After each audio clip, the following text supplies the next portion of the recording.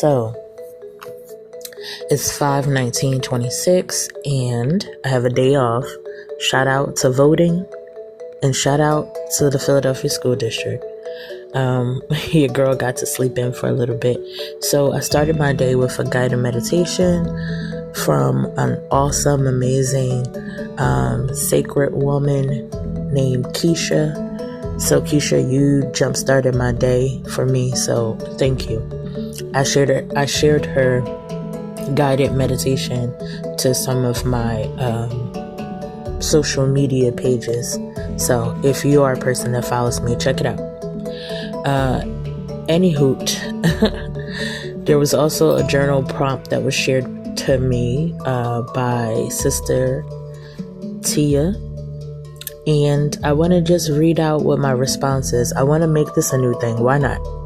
Who cares? We do these things. We make these pages for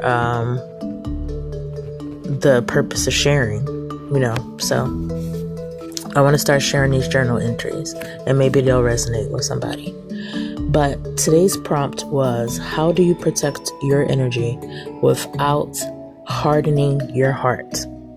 That was a good one, and definitely right on time for me because I'm still working on this, right? So I'm just going to read exactly what my answer was. And maybe if you haven't started your day yet, or if you're listening to this during the time that you have the opportunity to just be to yourself, maybe you can also respond to this prompt as well. I can protect my energy by disconnecting my emotions at times I feel triggered.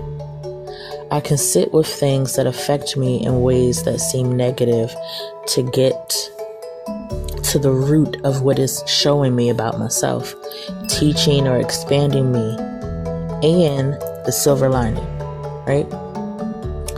So I think of the movie Silver Lining Playbook whenever not so great things happen. Well, not all the time. Sometimes I think of the movie, right?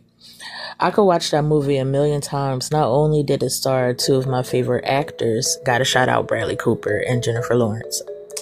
I love them, but I can totally relate to their chaos and being themselves in a world that was always pretending.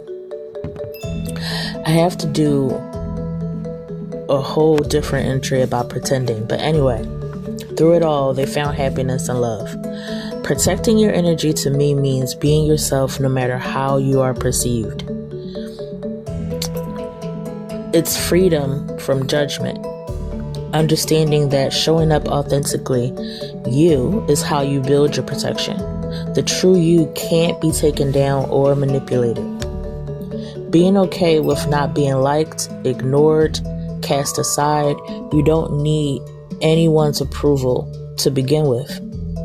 This understanding makes it possible to show love and grace even to those who don't quite understand you and that project onto you. They are just finding their own self, right? They're finding their own way. A lot of thoughts and information come to me in songs, movies, TV shows. I used to be so into the show OA, or Original Angel. There was a scene where a troubled youth, I don't know if I could say this word, but ended up breaking her skin with a pencil. So I'll just say it that way, right? I was like, wow. She reacted calmly when it happened and still showed him love and grace. I don't think that I could ever do that right now. The me right now could be, attacked with a pencil and not react in a way that was physical. But I'm understanding or realizing that I'm learning or remembering to do these things energetically. So, and slowly and case by case, of course, but not letting verbal jabs or off energy put me in a space where I want to jab back. I can show grace. I can be a light from afar. I can protect me in ways that don't add to the chaos, but in ways that don't intentionally hurt others. Okay. So that was my first jab at reading my journal entry. straight to you guys, but I want to break it down a little bit. So first of all, finding the silver lining in the things that you experience that may not feel so good, right? So I've been breaking away from using language like bad things or I don't know what other words we could use, right? So instead of the thing being bad, it's actually an opportunity to expand or learn something about yourself or remember a thing about yourself. And I won't get too much into my belief system about when I say remembering, though. I just want to give you a bit of context. It means to me that you already embody all these things. You're here on a journey back to yourself, pretty much. So you already came to this earth already with all those, skills, being able to show grace, being able to show love, being a light. Like you already came here being a light. You're just remembering those parts of yourself. So yeah, we have the tools already. It's just other blockages or things that we perceive as trauma that kind of take us away from our true nature, right? So anyhow, silver linings are ways that can bring you back to your true nature. I used to be a person where I always was cursing at God, like, why? And why is this happening? And God hates me and blah, blah, blah. And it was always just like everybody else, everything else, like the world's just crumbling. And now it took me a while to get here.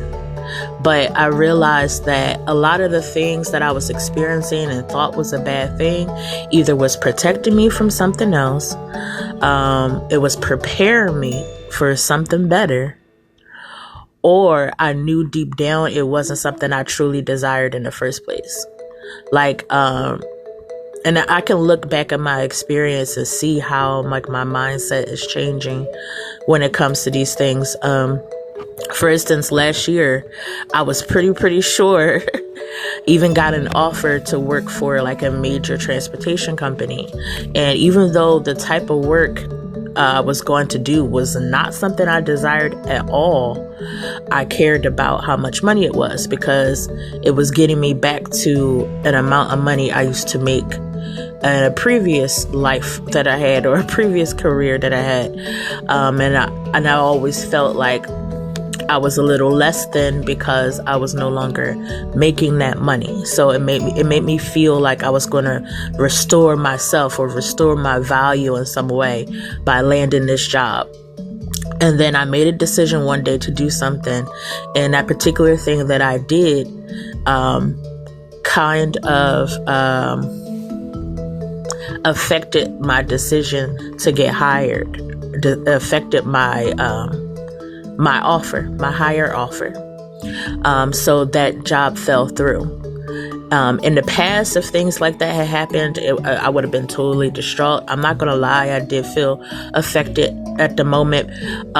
But now I see that I was just going to be putting myself yet in another pattern, another cycle that I would have hated just for money. And then using that money to kind of like cope with the fact that I'm doing something that I hate. Now, my current career is a lot different than what I've done most of my life, which is use my physical body to work, like warehousing. I don't want y'all to get the wrong idea, but warehousing is what I'm talking about mostly in my life. I've been doing labor work, right? So I told my spirit team a long time ago that I did not want to do that type of work anymore. My body was getting tired of it mentally. I was not engaged with it at all. And I didn't like the environments that I was in with doing them. They didn't seem like they really cared about me per se. And not that the world revolves around me. Well, my world is of my creation.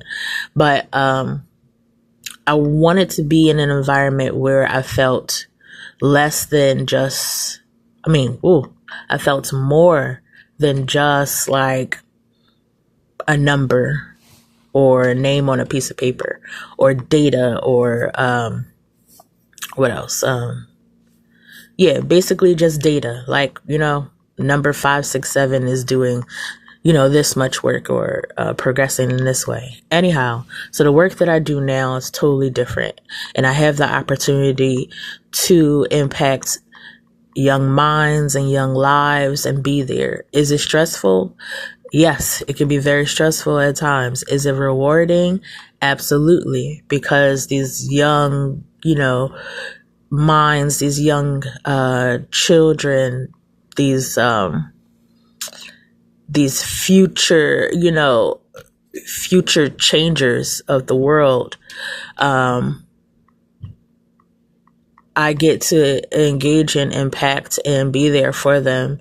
So is it the thing that I desire to do the most in the world?